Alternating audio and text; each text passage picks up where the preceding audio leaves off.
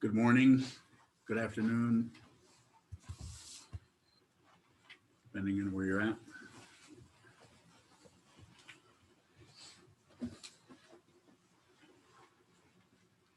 The Dharma talk title today completely slips my mind, even though I kind of thought it up, I think. Didn't I send you something? What did I say? Not either or. Why would I say that? Not either or. So I was going to say either or, and then I thought, no, either or would be more better. So, but Kierkegaard already took that title, so I won't use that one. Could be any talk title, but what I want to talk about is the whole either or situation that we tend to put ourselves into that kind of a corral or that kind of a form. And it could be helpful as long as you're really aware that's what you're doing. Then any form is helpful if you're aware that you put yourself in a structure.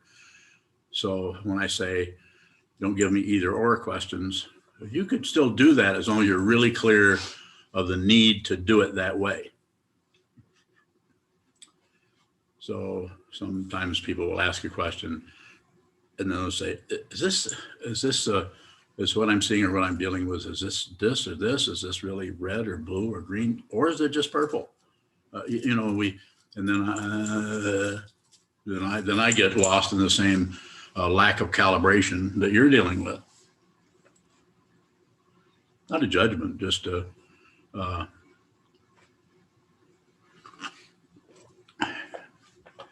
conclusion about your incompetence. How's that? Conclusions don't work, as you can see. It's easy to do those, though, isn't it? It's easy to just stop looking, stop searching, or stop inquiring, or stop saying, what is that? What is that? And come to some kind of a conclusion that feels like the truth, but it's just a sidetrack. It's just a way station. It's just an otherness. It's just it's either this or that. Oh, well, it must be that. It has to be that. It can't be anything else but that. If you stop looking for proof for things,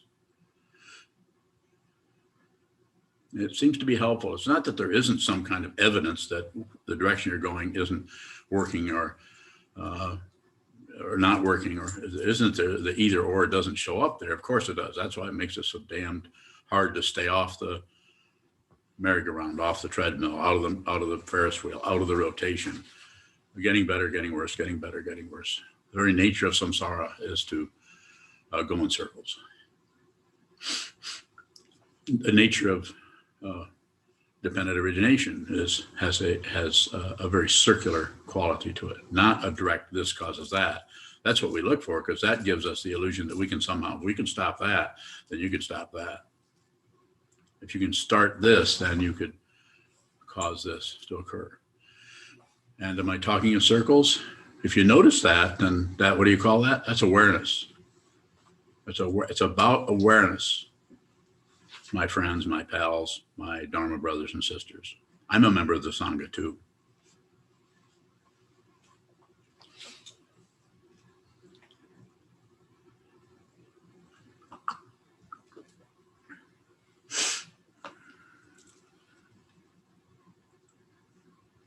When I say not either or, I'm not doing away with that aspect that is arising in consciousness. But it's not just that. It's not just, is it this or is it that? The tendency to be kind of selective about something being the correct direction or the incorrect direction, it's incredibly, that whole area is very seductive about getting us to just, we've got to know what this is. We do it in conversation with others. We do it in our own discursive thought and our own going around in our minds, whether it's sitting on the cushion and watching that come and go, or whether it's interacting with somebody who's maybe really agreeing with everything we're saying and so on, or disagreeing with everything we're saying and so off. so on and so off, either or.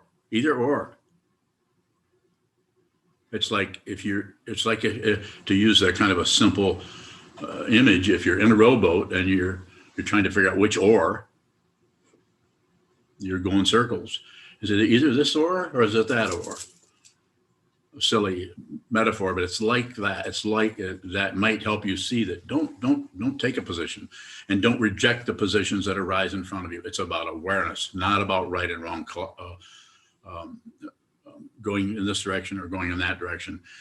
If you're already on this path and you're already beginning to sit down on a cushion to do something from the point of view of ego that is totally useless. Useless is ego is not going to get a particular credential out of sitting meditation. It might get something, but it probably isn't going to get a credential there. It might be just otherwise. In order to have a credential, to have some kind of oh yeah, I now have this. There has to be a powerful ignorance going on, ignoring the completely open dimension with which there is no self and no other. It is a realization. It's not a conclusion, and it's not particularly about an experience. Realization is not a feeling of, oh, I must be realized, or I'm feeling so good all the time. Or I don't seem to be worried about anything anymore. Conclusion.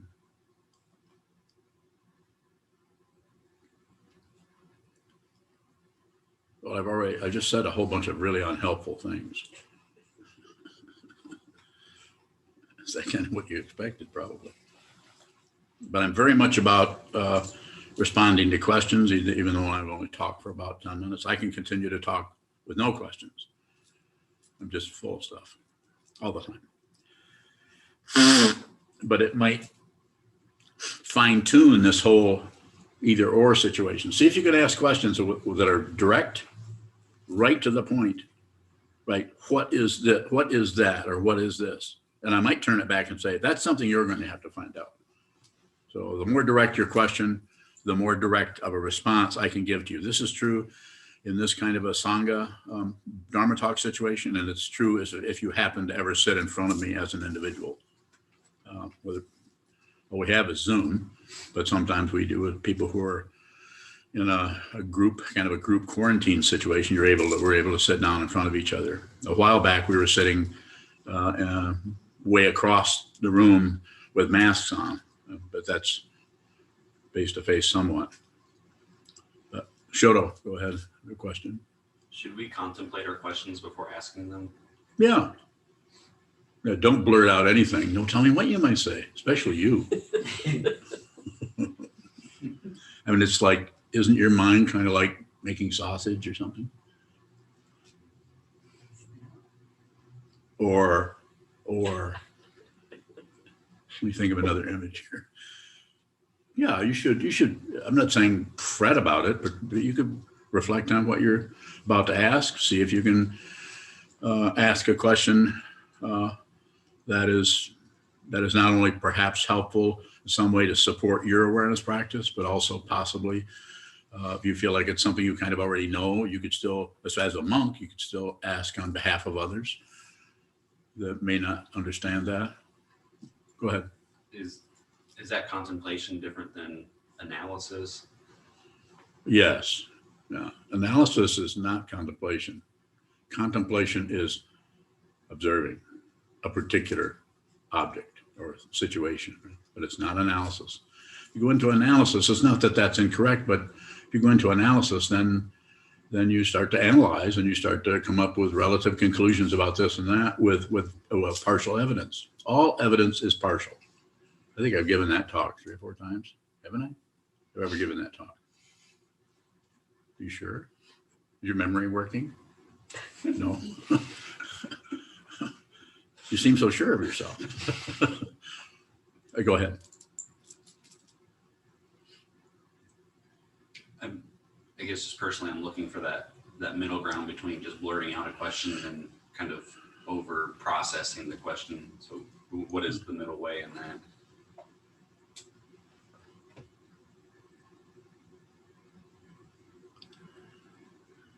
Excuse me, I was busy gritting my teeth.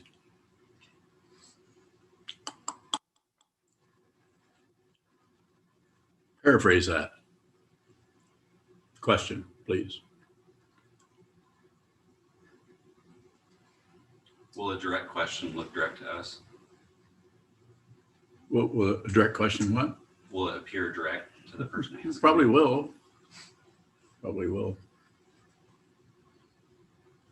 I'm not trying to tighten things up too much so your vocal cords are starting to have cramps. Is that funny? Chuckling. People are chuckling all over the place, and I'm not getting the joke.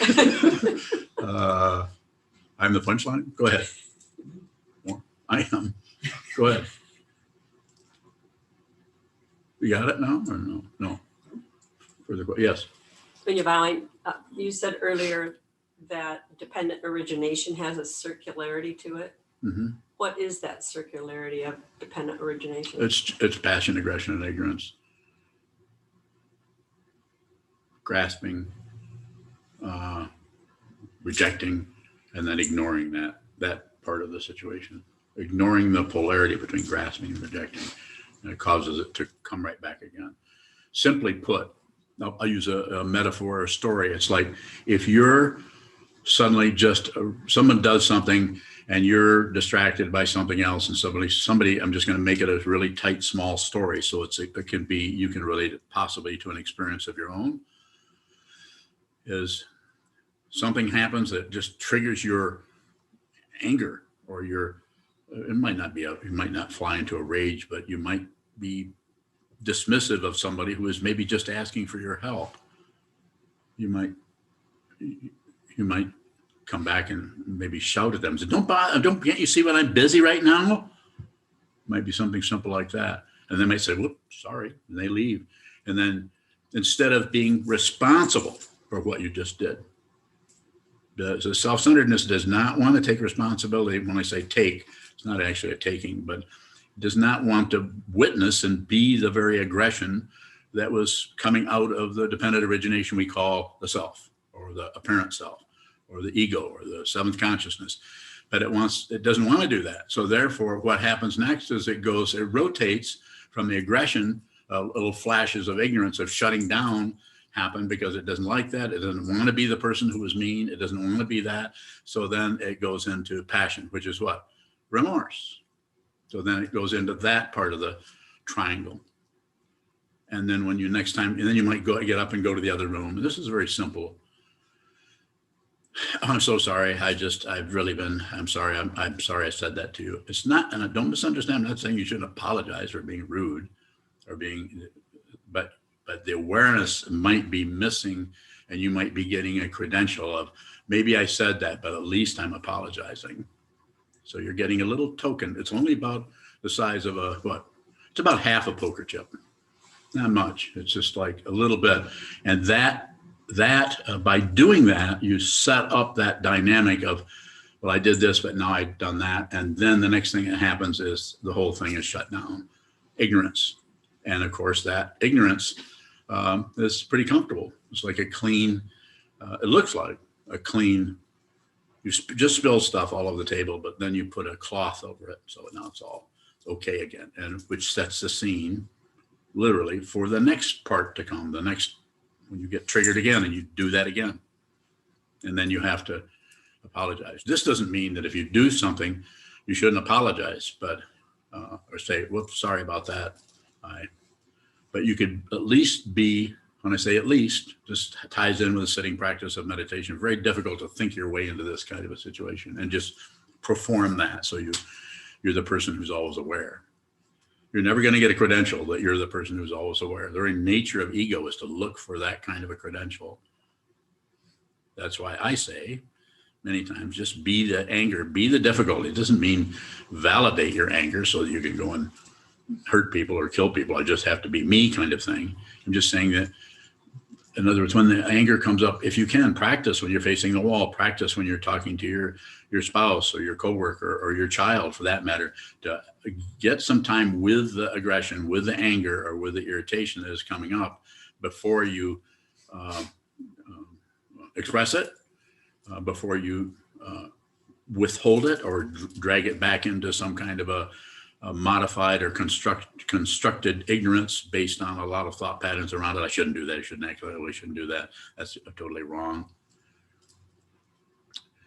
And what I'm expressing here comes out of many, many years of looking at this. It's not out of stuff I've read. Of course, I did read Life of Suffering that Causes Desire, and the Goal of Cessation of the Path is Shila Samadhi and Prajna. I've read that many times, and I've also read about passion, aggression, and ignorance. I've read it. But seeing it yourself, seeing in your own mind, in your own expression, your own kitchen table, in your own child, in your own spouse, in your own activity, you have to see that actually the teachings show up in your life.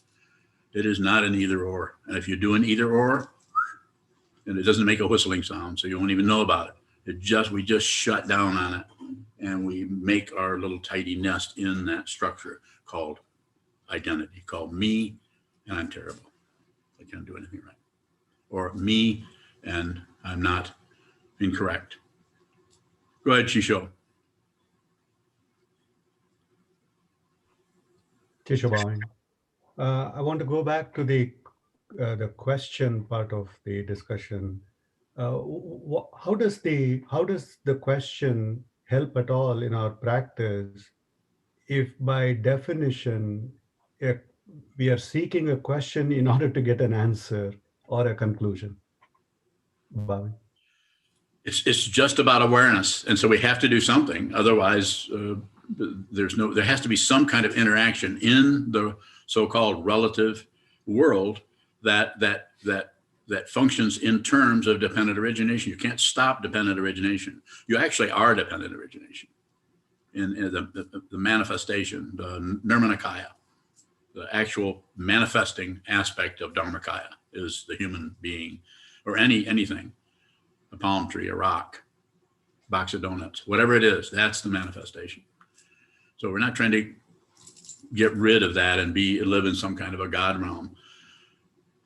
So the question, what I'm saying is, and if you say, is it this, or do an either or question, you don't have to stop doing that necessarily. I'm just saying, be really aware that you're setting up a dynamic and that you're presenting that to either a Sangha member or to the teacher and saying, is it this or this, red or blue? Actually, it's purple. It's a little bit of a silly, kind of a simplistic, but yeah, asking the question. And I would say it looks, and maybe not always, it's not always so, but it looks like if you can just do a direct question about it rather than the either or version. You'll see if you read, if you listen to really highly intelligent news reporters and people who are having political discussions, and some of them are extremely, I don't know if you listen to the news much, but someone like Ali Velshi, of course, is extremely intelligent. And if you listen to the way he talks, he's extremely good at parsing things out, but he is trapped in either or. I'm not saying he doesn't have a spiritual path. He's Muslim, so of course he does. But there's lots of different spiritual paths, different things that are operating and are called spiritual. And I'm not here to say they aren't. They probably are. But if you watch the way, especially if somebody is really smart, and really, even if they're on the other side of the tennis court, so-called, and they're really smart, but yet they're disturbed in that they're grasping at some kind of an accomplishment. Just be aware of that. We don't have to fight it. I'm not saying the whole world is going to blow up because of the craziness, but the craziness is dependently arisen. You can't. People might point to you and say, you need to march on this or march on that. Or why aren't you doing this? I've had people do that to me. Why aren't you, I'm not working I'm trying to work with the foundation of the situation rather than try to work with the wrong colored icing on the cake. Let's look at the recipe of the cake, and then look at the paper it's printed on, and then let's look below that where the trees that the paper came from. A little bit silly, but it's like that. Let's go to the root of the situation, and an either or is just circular. Didn't you? A question from Shane in Virginia. Does creation completion practice help your conclusions dissolve? It could, but it's not so much about dissolving it. It's seeing what it is. It's seeing that you're not separate from anything. You don't have to get rid of anything. You don't have to dissolve anything, but you might have to practice what Shane's referring to as the Tibetan, the Vajrayana practice of creation completion, which shows up in all those Tibetan lineages, all 4 of them, and all 4 of the sub lineages under those of deity yoga, basically. And the simple form is one that people do here is a white Tara. You sit down, you create the deity either in your heart center or in front of you or on top of your head or as your whole form. And then you chant that mantra and you do some kind of repetitive situation. And then because it's creation, you're creating things. You're doing what is happening in the world, but you're doing it in a smaller scale, and you get to be the creator. You actually get to be the imputed deity that created all this, but it's imaginary. And you eventually see that and you dissolve that. So that what that does is, rather than get you to a point where you get to dissolve stuff, it allows you to see how things come into being and how they pass out of being. But you can do that doing shikantaza. You don't really need, as the way I see it, you don't need all of the elaborations that are happening in tantric Buddhism. That being said, individually you may, and that's why the order of immediate light is not closing out. I'm not closing out any forms that I have practiced and understood, because I teach out of what I've been practicing, and that's some of the things I've been practicing. However, I don't promote anything other than sit down, hold still, and watch the movement. And then you'll come and tell me what more you need. And you may not tell me you need that, but I may suggest it by listening to your questions or any interaction I may have with you.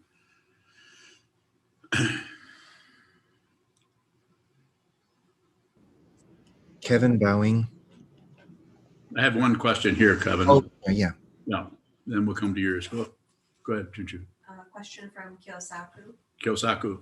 Is the realization of a human being's deep delusions the closest that a human being can be to the realization of enlightenment? I don't know. Find out. I wouldn't take away your intelligence by giving you a conclusion, but you should look for it. You should, if you're asking that kind of a question, get your butt to the cushion. It's your cushion. Get your butt into your own meditation room. It's your room, I suppose, unless you're living with your mom. And she'll let you use it. Or maybe you're living in an old folks home. I don't know. I don't know you personally. But get your body-mind complex, this human form, to a position where you can sit down and hold still and watch the way you personally, Kyosaku, the way you personally are. You keep manufacturing things. I'm not accusing you of anything, but if you're here and you're asking that kind of a question, you're ready to see that. You may need my help. You may not. I'm very biased. I think you need a teacher. I think you need a community. I think you need a teaching. If you're asking that kind of a question, but you need to see it. Now, if you want to paraphrase that, if you'd rather have an answer, then give me a question and I can answer. Stop beating around the bush.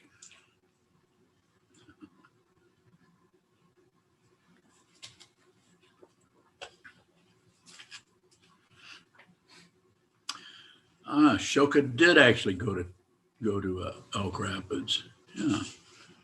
Huh. I think he flew up there in a Piper Cub or something. Got there awful quick.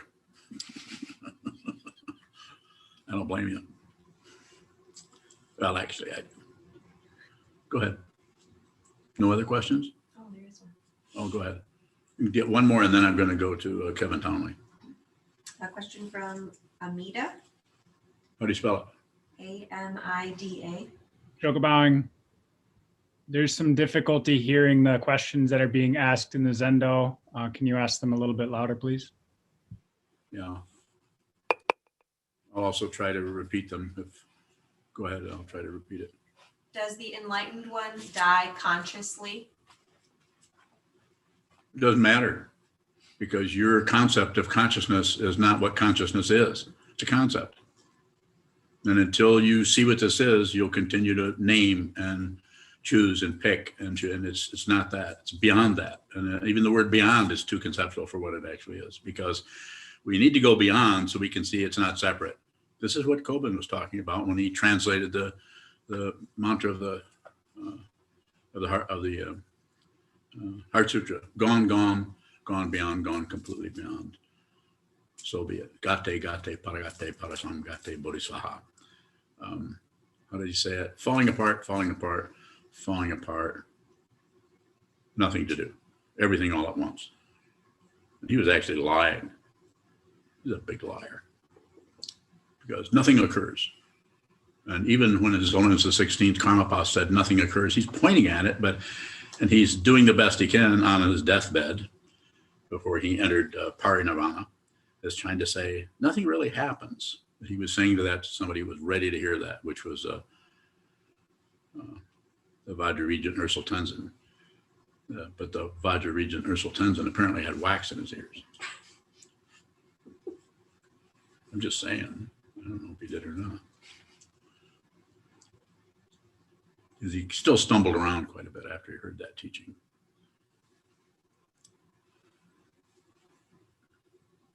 Kevin, go ahead. Kevin Bowing. Sometimes the identity we kind of nest in seems to fracture when we get into dynamics of part of me wants to do this, part of me thinks that. How do we work with that dynamic, Bowing? Just observe and see the way in which you're hungry for or clinging to a conclusion. Should I people torture themselves with that? And it's like the child in the back seat of the car when you're in your 1953 Hudson Hornet and you're headed to Palm Beach, and and you're 8 years old. Are we there yet? Are we there yet? It's like you want to say to the kid, look out and see, are we there? Why are you even asking that question?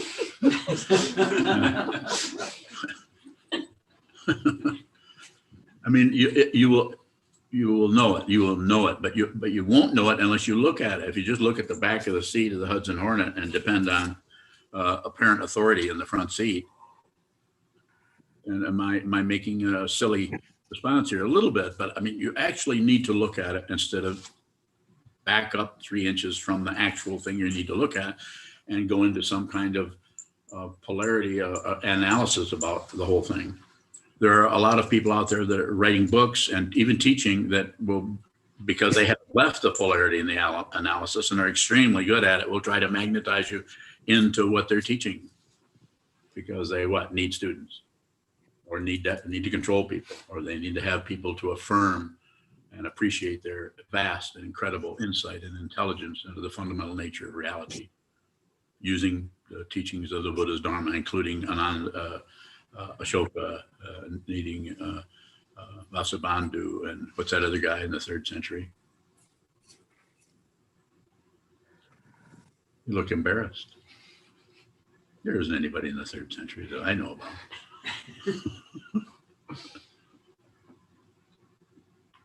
Kevin? More? I'm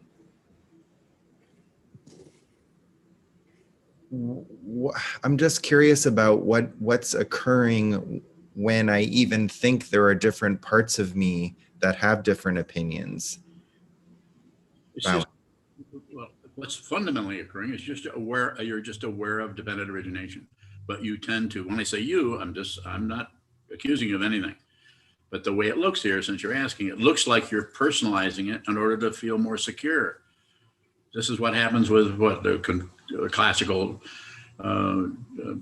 discontinuous identity disorder and all the other things. I'm not saying there isn't lots of things happening in that area. There are. There are some of them are very intense, and if modern science doesn't want to look at it because it doesn't know what to do about that, so it just pretends it doesn't exist.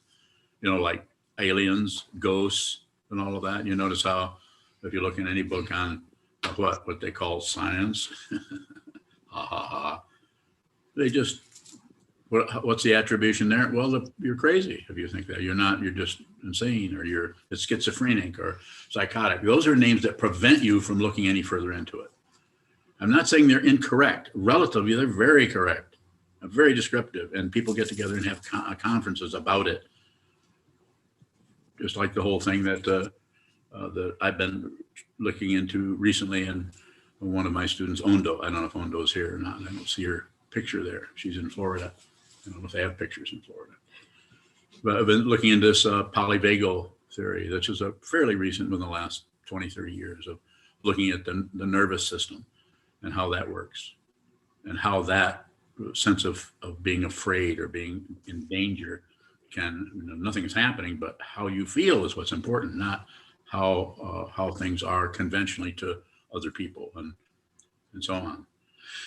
So coming back to your question there, all of those different parts, just look at them and notice how they don't last, especially if you just look at something. If you just look at the wall, it starts to look like a wall, but then depending on the causes and conditions that are rising in your particular life stream that are dependent on so many other things that are coming and going, it could turn into cartoons on the wall, could turn into scenes from Gone with the Wind, and it could turn into something that happened to you yesterday. It might not be pictorial, but it might be conceptual, might be some aspect of memory that is unresolved, that has been challenging you, that you are upset about, and that shows up. And what I say in that area is just observe. Don't try to create a mind that is calm. Don't do that. Look at the chaos. Because you can create a mind that's on. There are techniques, I can give you a few, shamatha vipassana. And don't misunderstand me. I always say this because I know that there are people who teach that, there are people who practice that, and I'm all about that. If you feel that's what you want to do, then please do it. Please do that practice. It might be a good idea to have a teacher or a mentor or someone you can talk to about how that happens, because that's a very complicated area. Shamatha vipassana, which leads into in that area, would lead into some kind of creation completion practice eventually. So just watch the movement, whatever the phenomenon, just watch the phenomena, your particular phenomena, watch the tendency to turn into personalities or aspects of yourself, just seeing the various partitions come apart so you can see all of the elements that have been kept apart by what? Mukkege ko, the walls of the mind, as it says in the Heart Sutra. Japanese, translated from the Japanese, which was translated from the Sanskrit.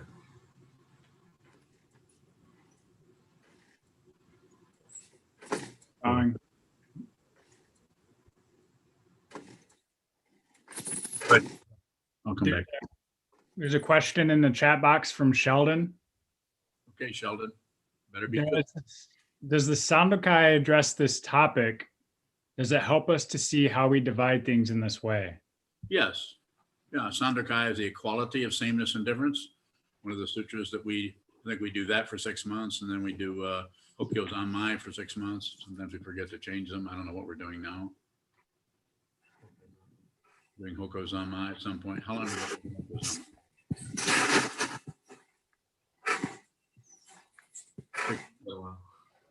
Thanks for the reminder. Change. Start doing Sandokai. If you're familiar with those two poems from the ancient Chinese Buddhist tradition, those are wonderful. Both of them are working with consciousness in different ways, the way it polarizes. And Sandokai is the equality of sameness and difference. Things that are the same and the things that are different are, if you see what that is, there's an equilibrium there that you can't dismiss it. But you have to see it. It can't be something that you see and you conclude about. You have to actually see it.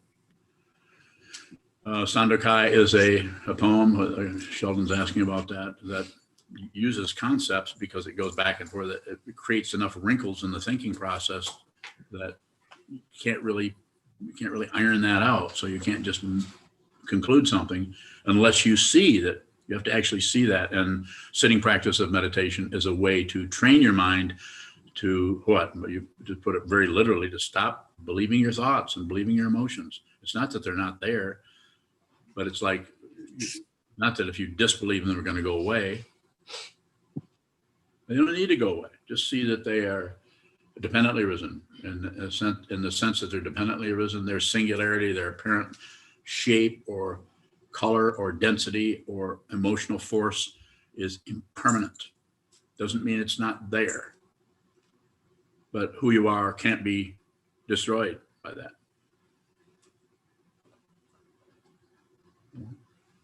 Yes. Bowing. Does dependent origination lead us to conclusions? Bowing. Sure. Is there an escape from dependent origination? Coffee. Worked for me. Thank you, Jen, for promoting that kind of drug. I've been sending people that live in your area there over to Cafe Martin. Anyone who gets into Brooklyn, you should go and see Jen. And our people can come in your front door. They just can't come in with a crowd of people, right? Is that right? Yeah. But eventually, like this summer, it should be open and we'll all be able to crowd in there. What is your capacity when it's not COVID season? Jen bowing, maybe 12. We could all go in there.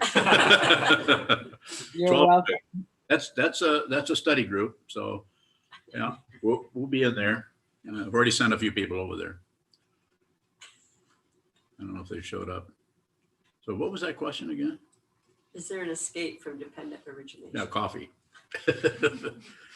So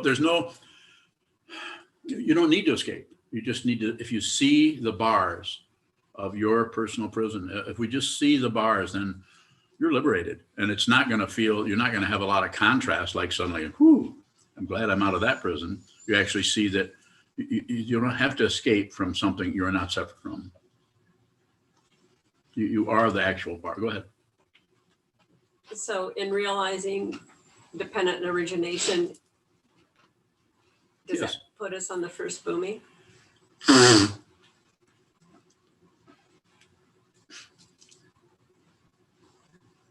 You might be able to say it that way, that it puts us in where we have an understanding that there's no solid being here anymore. That's the first moment of joy.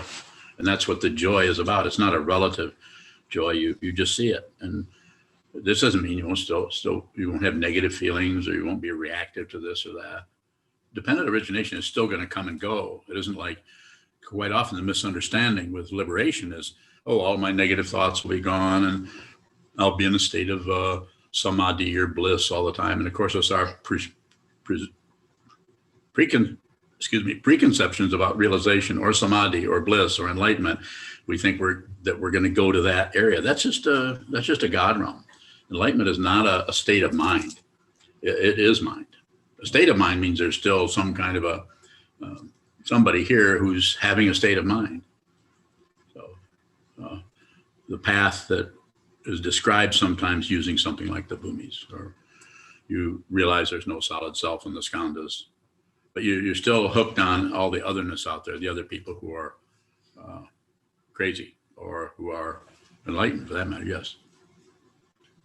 How does personalizing something like intense anger or feel help to secure our identity?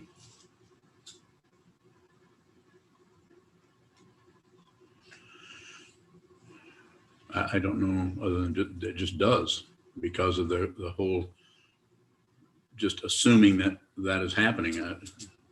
Yeah. What does you fundamentally want to know about that? Because that's kind of an obvious thing. Don't go to or.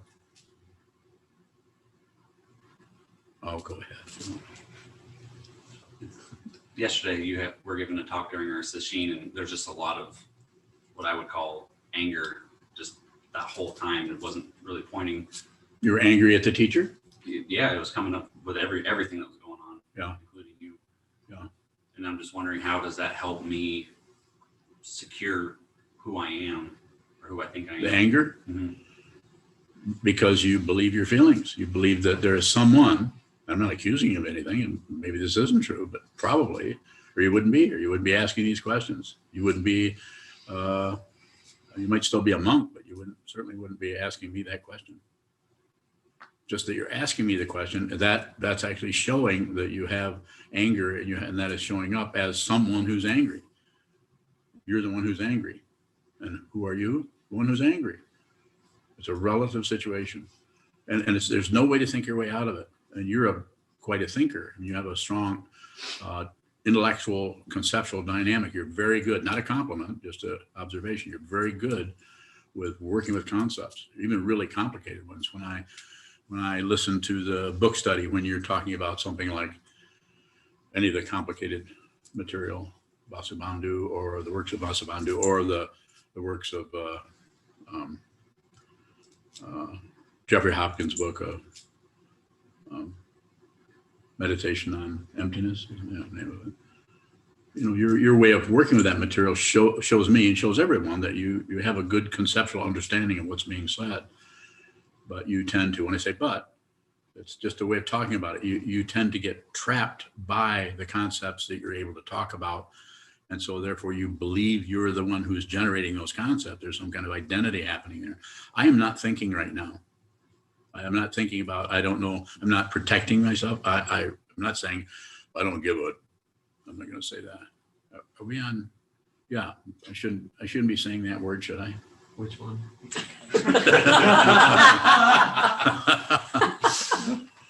Won't be long. You're going to be kicked out of the monastery. Belief and disbelief is an interesting area because it doesn't have any validator there to know if you're believing or disbelieving something.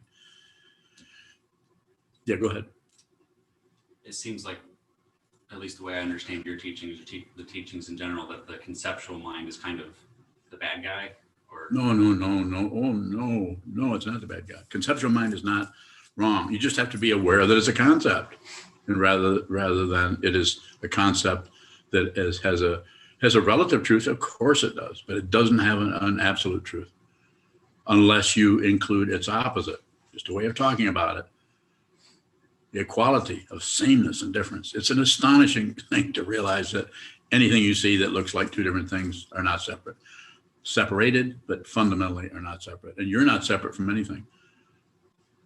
You're not separate from the worst, most horrible, bizarre, terrible tragedy that's happened, or from the enlightenment of the Buddha. You are the Buddha in that sense.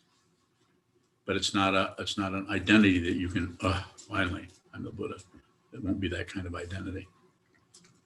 Keep coming. when you seemingly address someone's shortcomings, like I'm taking that to, that's how I'm addressing your shortcomings? that's how I feel. Oh, okay. Well, that's different then. Yeah, because you should feel that way. Is that about correcting the way that we're functioning? Yeah. Do you feel corrected? Yes or no? Huh? I don't know. So it's all we're doing here as a community, as the teacher, the teaching, and the community is we're looking at polarity. We're looking at the way we are trapped by relative truths. We all go through. Everybody's going through their own version of, I like this, but I don't like that, and it's we're all in samsara. It's called suffering, and I'm not trying to get people to suffer more. I am saying just look at the suffering. You do not have to get rid of that. You do not have to have wonderful pixie-like emotions dancing in the flowers. Nor do you don't have to be trapped by that. You don't have to be trapped by being in hell. Those are unreal. I don't care how strong the nerve endings are abraded by anything. Unreal. Relatively real, of course. Of course, it's relatively real, but you have to look at it. That's what you're doing. That's what you're dedicating your life to that. At least as I wouldn't be ordaining you here November the 18th, I think it was, if I didn't feel that you were really sincere. I don't need club members. When I say I don't need them, I really need anything. But if I'm going to help you, I need to make sure that you're sincere about wanting to do this, because it's not easy. And it's also not easy to not have any formal vows and to do it on your own. But I would help somebody or support somebody wherever they're at. I'm not going to interfere with someone's karma and try to get them to be a monk or something. Yes. When you point out an area that we are trapped by or that we tend to lock down on, how am I to function with that genuinely? What? I got distracted by this beautiful monk over here. It's just passion. That's all. Go ahead. What were you going to say? Or what did you say? Can you repeat it? When you point out, What just happened there? What happened? Can you tell me? Nor can I. Go ahead. when you point out that I lock down conceptually, how Yes. do I, moving forward, relate to that genuinely? You're doing it, but you're not going to get a credential for it. But I just say, just continue. It's the more you are on the path, the less it will have a relative quality of being a path. It will look less and less like you're making any progress, less and less like there's any outpost with any kind of nourishment for ego, especially, go ahead. What's the fear that comes up in that space? The fear of death, the fear of emptiness, the fear of being no one, the fear of actually being who you actually are, which is no one. There is no personhood is unreal, but if you see that it's unreal, then it's all over the place. I probably look like kind of a crazy personhood. Not concerned. I live, and I'm saying this, and this may show up conceptually to you in lots of different ways for anybody. I live out of a vow that's called a spiritual path. And it's about the only thing I know that is, that I could even commit myself to, would be that. And I learned that from, mostly from the Vidyadhara Chogyam Trungpa, but then I got my final, what do you call that, ass kicking? Yes, from Kobanchina Roshi, several years after the Vidyadhara had passed away. More questions on line? Michael Stoltz, go ahead. Is there a difference between morality and a vow?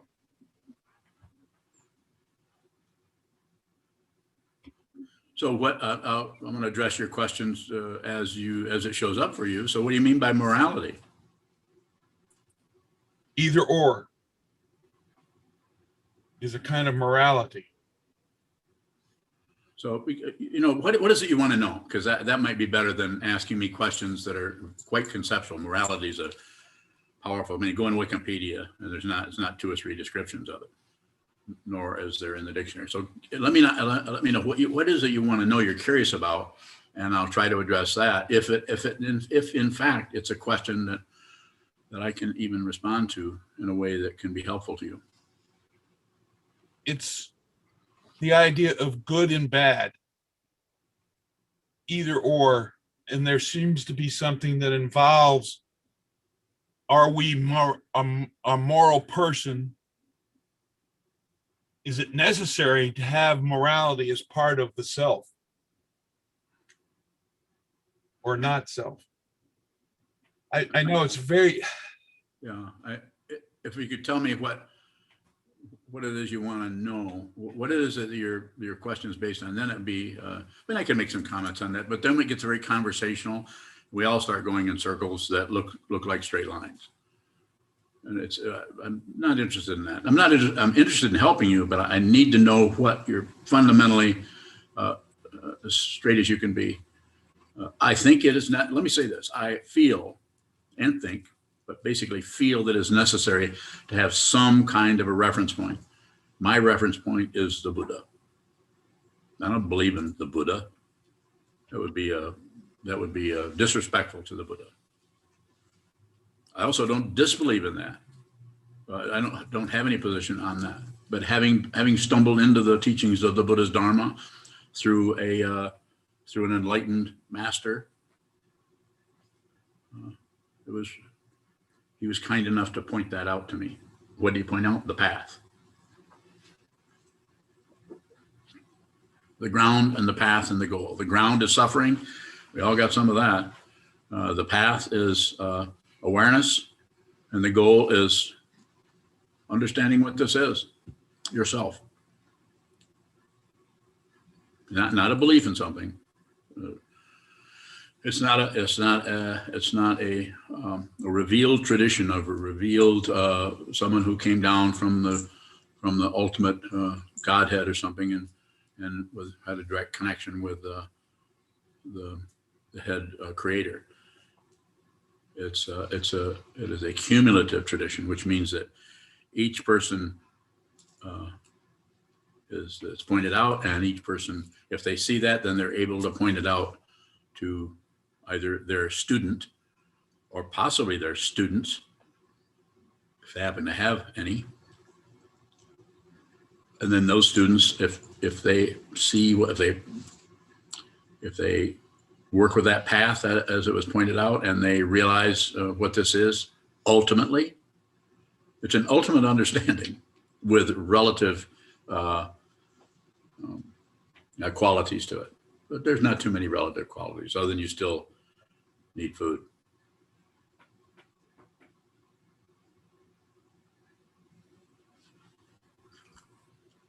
Goes on. If something appears before the story about it, it seems like there's an interpretation of negative or positive, and it seems like there's a negativity bias in general. Yeah. Is there any way to see? Louder, please. Is there a way? Basic question. Can we see what is arising in a neutral way without ignoring it? You don't have to see it in a neutral way, because then you immediately put a scrim. I mean, the experience is coming, and I'm just speaking. You put up some kind of a filter or scrim or strainer, and the sitting practice of meditation, if any straining needs to be done, it will just happen, because it's relatively, it's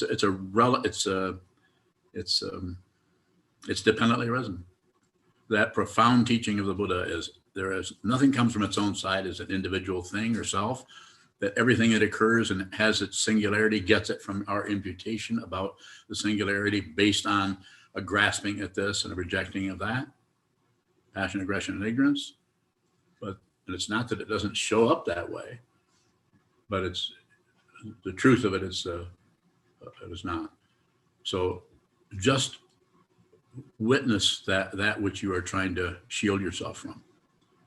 When I say witness, just more. It seems like it would be easier to witness as it's being described as negative or positive. But usually by the time it's recognized, it's into the full story of it, and it's hard to back out. Don't back out. Backing out is more ego.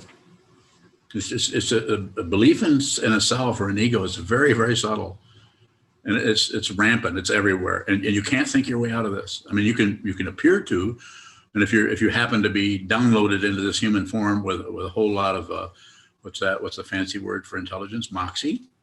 Yeah, you got a lot of moxie. Then other people are going to tune into your intelligence and your elaborations. You know, you guys are lucky that you just ran into a dummy who can't think, who's not very smart, who barely made it through grade school. Am I kidding you? Not really. Joka bowing. Joka, There's a question from Laura Rutkowski. I know her. How does one overcome laziness and doubt? If you can ask that question, then you're already doing it. But you need to ask the question so that I can say back to you, just look at it. Because if you don't ask the question, then the connection between whatever the teaching and the sangha that is gathered here and the teaching person, in this case, this guy, and so that I can say to you, just keep practicing, schedule yourself, set up a form so that you can watch how you don't do it. It's not about obeying forms. I've said this, I don't know, 15 or 20 times, but it's about observing the form. This is why this is not a macho or not a military thing, even though Buddhism has been treated that way because of a bunch of men down through the centuries. of some kind of a control thing. The downside of it is the control. The upside of it is because of that kind of structure, the teachings of the Buddha made it to this particular time, 2,500 years after his leaving this realm. So we still have the form and coming to us from different ways. Now it's time to do this in a little bit different way. This is why why I emphasize observe the form. And I got that. That's not something I invented. That's something that Gobin could see what I was doing, and he said, "You don't take forms, you observe them." And he might as well have kicked me right in the teeth, because it hit me immediately that I was looking at everything in terms of passion, grasping at it, trying to do it, trying to get it, trying to control it, trying to get a credential.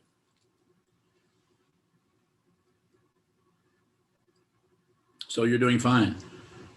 Just continue to study, continue to be with the teacher, the teaching, and train your mind, and set up if you're having difficulty with your laziness, which I presume you are, don't call it laziness. Give it another name, change the names, look at the way the structure ties you in a knot of circularity that where you're criticizing yourself. Don't do that. When I say don't do it, of course I'm saying don't do it, but you might have to observe the way you keep doing that. So don't, when I say don't do it, don't clamp down on it and try to control it or stop doing it.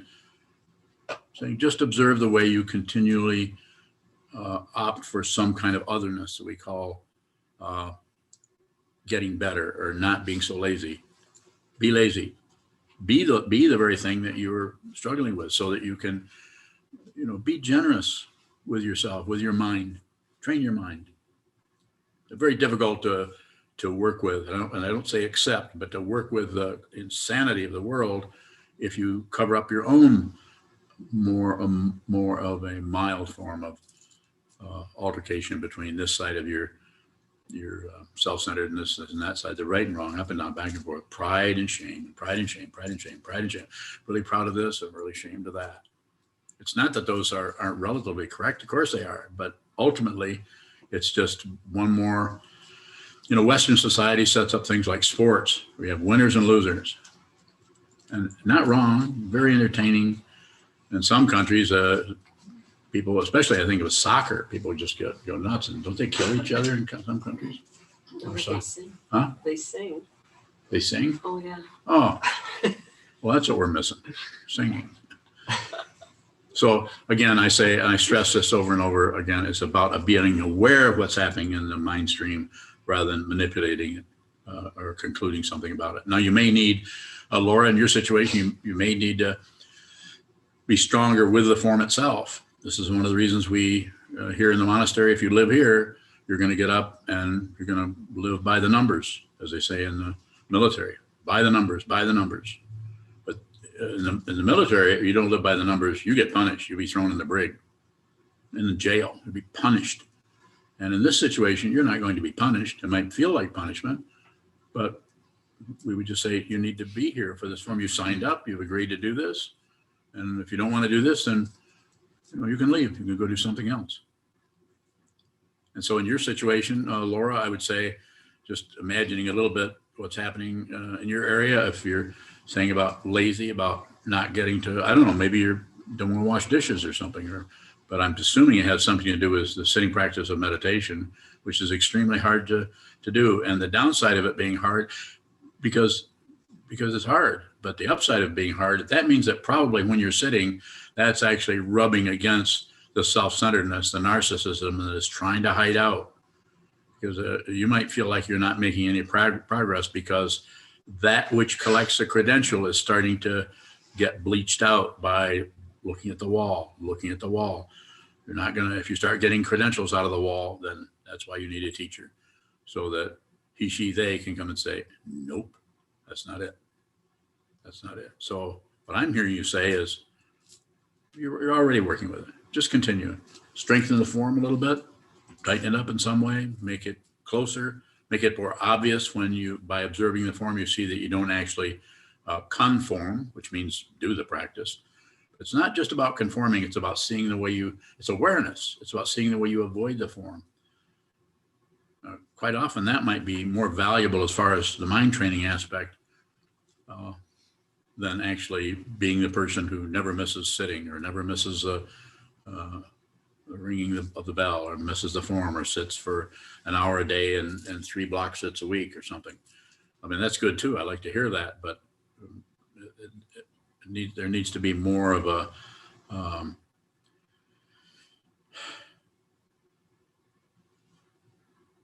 just keep sitting, and whatever it takes. And that means also when you don't sit, just be aware of that dynamic and perhaps strengthen the form.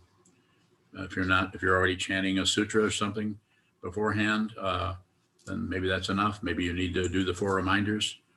First, contemplate the preciousness of being free and well favored, difficult to gain, easy to lose. Now I must do something meaningful. If you're saying that one and the other 3 before you sit every time, sometimes all you can do is make the form loosen, or not loosen it up, but change the form slightly so you make sure you do that one no matter what.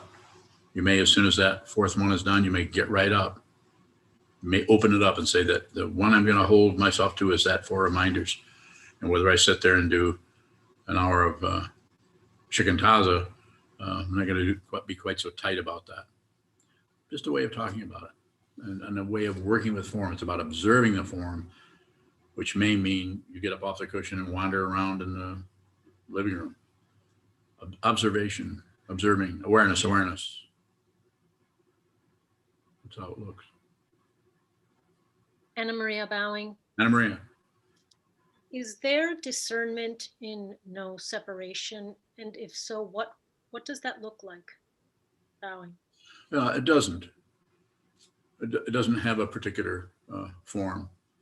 It's not. There's no discerner, and there's nothing being discerned, and this is discernment. So it's, I'm using. You're asking the question. I'm using the very concepts you're using to take you. If I use relative ideas beyond the need for some kind of discerning or someone who is discerning and something is being discerned. It is you. I'll say it a little bit different way. You are no longer arguing nor aligning yourself with anything, but there's still a human form. You still eat, you still go to the can, you still have your job or you have your relationship, whatever is happening, you're still functioning just like anybody else, maybe more simply than anyone. Maybe your situations are so simple, there isn't anything else. I sometimes say to people when they come up to the altar, you need to bow. When I say you need to be able to receive what I'm saying. It's not telling you have to do this. You do whatever you want to do. But when you bow to an altar, that it's like you've never done anything else. This is the first time you've ever done this, and you're never going to leave that altar until, of course, then you do. But that's the only thing that's happening. It's just that bow. That's the Buddha. The Buddha is not a state of mind. It is mind. And so the discernment, and so on like that, just watch that. Look at those words, at how you're using those in such a way. And begin to study the pratitya samutpada, the dependent origination, see that there's no one coming and there's no one going. And there's no place that one is coming to and no place that one is leaving. This is the path. It takes time. And I'm not saying you haven't spent a lot of time meditating. I know you have. Similar to that, what is the discriminating awareness? Just seeing contrast, but without any addition. You see that there are separations. And if the ego begins to actually function in that level, then that's when the ego starts to squirm and look for a reference point. And that's when you might go to, I don't know if I can do this anymore. I'm going to have to go and read Dan Lusthouse or somebody who's got their pork bellies together. Sometimes I need some really strong conceptual stuff because I feel like I'm turning into what was that thing we talked about? Sausage. Yeah, I feel like too many things moving in too many directions and there's no way to process it. The downside of that is it feels difficult, but the upside of if you tell me about that, I go, keep going. It won't make that sound. That sound is quite interesting, but it won't. It's you are moving towards an area, you could say, with still a body form here, still Anna Maria, still living and functioning in relationships, and here you are on Zoom. We're studying together and talking about the Dharma. You're, as a practitioner, you're moving to, not only we're all moving towards the demise of the human form, of course, death comes without warning.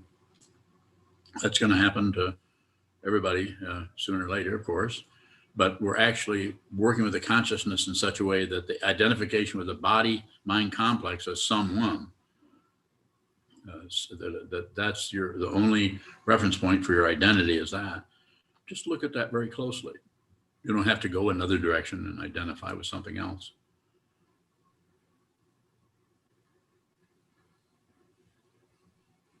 Yuhong bowing. Go on. Go ahead. How can I feed my eyes in terms of reading books? I find some books are very inspirational. At the same time, I feel my sense of self-striving is stronger from the book, for example, from what I read. I'm just wondering, should I be aware if I read that type of books? What are you reading? I have several. Well, you don't have to read your whole Bowing. life, but just give me an idea. Is there a couple of books that you're reading that are easy or difficult or supportive or don't seem so supportive or confusing? Or give me some kind of idea. If it's, I have no idea what a lot of different books out there, and some of them are extremely powerful to support your awareness practice, and some of them just continue the circularity. So No. Yeah, for example, one of the book is 5, 4, 3, 2, 1. It's basically, it's really, to me, it's self-striving to do better, to become better, to get rid of the bad habits, to break, the programmed patterns, for example, but does not support my practice. So should I be aware of that when I read these books or read that type of books? if you're asking me, I would say don't read it. What I'm saying to you, I'm saying it to everybody here. You should read some, but I mean, I'm biased. I can't help it. And I have, if you want to read a book, I've got a whole book list of 50 books. Read them all. But if you read other books, not that you shouldn't read, like Ondo and I have both been reading this polyvagal theory, and Senchu. Where's Senchu? Did you lose your wife? So Senchu is a therapist, and she's been working with a new technique for people working as therapists called brain spotting, is it called? Which is I'm not going to go into that, but just there's so many different ways, and I'm not for or against anything in that way, but anytime you're trying to improve yourself in some way, it's not wrong. Of course, maybe you need to do that. I don't know, but if you're asking me questions, the most important thing you can do, Yuhong, and I've only met you a few months ago on the Open Heart Project, Open Heart Meditation, but I would say most important use of your time, and I'm biased, I'm telling you, is to study true teaching, which is something like, and again, biased, what my teacher said, which is a Cutting Through Spiritual Materialism, The Myth of Freedom. He has like 100 volumes, and some of them are really difficult to work with, but they're not about self-improvement. It's about seeing the very nature of identity rather than try to take the identity and make it a better identity. It's not wrong. Most of the world's trying to do that. Most of the world's trying to approve. You have to be a better person. You have to be more kind. But in order to actually be kind and not be full of yourself and be about being a kind person, which is narcissism, even though you may be functioning very kind, you're not working with a fundamental issue, which is mistaken identity. And some people are working with identities that are not only they're mistaken about their own identity, there's all kinds of identities that are coming and going. Some people don't have that issue at all. Some people have lots and lots of identity situations coming and going because of the very porous nature of consciousness. You won't realize that your consciousness is porous unless your consciousness is porous. If your consciousness is fairly locked down, then you'll have even more security in being a self-centered ego contraption. Me and my stuff, my ideas and everything. The downside of being porous is might not feel so good to have various kinds of consequences coming in the form of apparent. I'm not saying they're true and untrue. I'm not here to determine the veracity of anything other than saying, look at it yourself. Use your awareness. Trust yourself from the point of view of not trusting what you see, but trust the awareness that is actually seeing, not trusting what arises in the awareness. Don't get trapped by that. Don't get trapped by the fear of, oh, that's happening, or the magnetism of, oh, I think I need to go this way. And some of these books are all about seducing you into what? Buying the book. And they're going to promise you this and promise you that. It's not that they couldn't relatively, but to do an awareness practice as I teach it here, and to use what is happening in a book, like lots of books that are like that, like Tony Robbins, for instance, that kind of thing. I'm not against him. Maybe that's the only thing you can do. But if you're doing this, probably shouldn't be studying Tony Robbins too. I mean, if you want to help him out financially, I'm sure he'd be glad to take your money. But you might want to trust yourself in the sense that trust your awareness, not what arises in it. I know that's not easy to understand, and it won't be easy to understand until you stop separating your thoughts and your awareness into two different things. That's why it's so damn hard. So read whatever you want to. I will talk to you. I don't care if you come and ask me questions out of Webster's dictionary. I mean, I won't be able to answer them, and I won't be able to answer the questions about what you're asking there. And I'm not going to take you away from that. I'm just saying you will make things more difficult if you try to do two different directions. This particular situation is a path of awareness, not a path of improving or getting better. It's about seeing the fundamental nature of identity, not only yours, but of Ellie and Abraham, and I can't remember your husband's name, but I know those are your children. Thank you. You're welcome. Do whatever you want. Do whatever. If I can help you, I will. Yes, sir. Don. When you answer a question that I've asked, before you even start talking, my mind starts making its own commentary on what you're saying. Yeah, good. Not good that it's doing it, but good that you're aware of it. Most people do that. When I say most, the 15 people that I know personally. Go ahead. How do I receive your answers fully? I think you're doing it. You wouldn't be here. I mean, you wouldn't be here if you're in living in a monastery, doing the kind of forms that you're required to do to even live here. These are intense forms. I don't know of a Buddhist monastery that has forms as strong as these, or as off-putting. So I just get frustrated whenever I ask you a question, because it's like my mind won't shut up with what I think you're going to say. Yeah. Are you right very often? All the time. You want to come up here and teach? No. I'm serious. You want to come up here and teach? I'm not going to let you. I just want to know if that's what you're after. Maybe sometime, but not today. You mean you eventually want to be a Dharma teacher? If it shows up. Interesting response. Okay, I'll help you. Any further questions? Time for other things? Okay.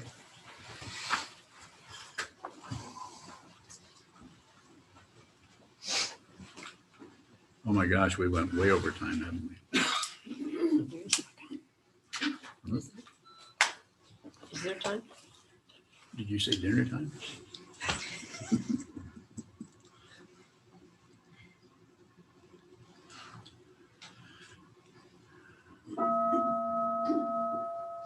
May the merit of this penetrate into all places, so that we and every sentient being together can realize the Buddha's way.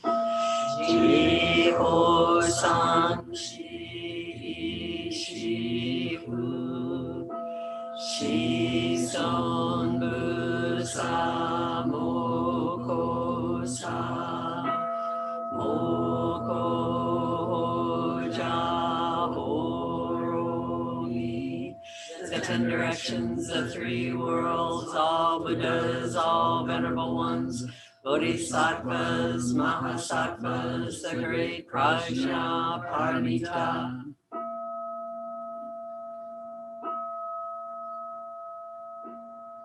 O Buddhas and Bodhisattvas of the 10 directions and the 3 times, please hear us. Please come down out of the light and protect Sokokoji Buddhist Temple Monastery, our Sangha, families, friends, and visitors. Heal everyone who is unhappy, sick, or suffering, and fill them with light.